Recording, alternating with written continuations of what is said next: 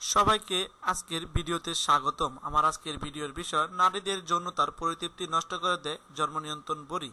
আমার এই ভিডিওটি যদি আপনাদের ভালো লেগে থাকে, যদি মনে হয় ভিডিওটি দেখলে কারো উপকার হবে, অবশ্যই চ্যানেলটি সাবস্ক্রাইব করুন। চলুন দেখে নিই আজকের এই ভিডিওটি।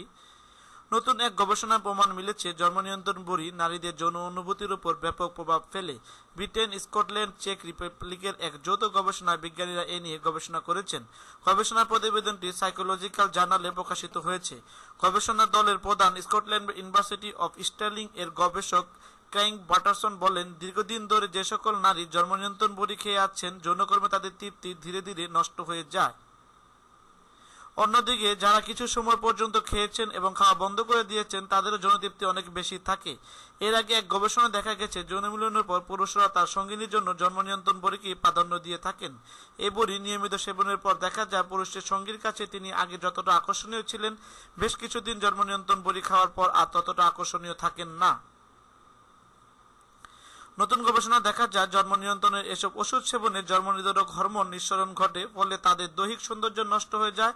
একই সঙ্গে যৌনতার প্রতি বিতৃষ্ণা চলে আসে।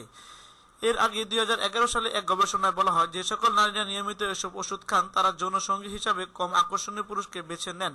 কাজেই দীর্ঘদিন ধরে যারা পিল খাচ্ছেন, তারা ব্যাপকভাবে যৌনকর্মে অতৃপ্ত ভুগছেন, জানান বাটস্টর্স।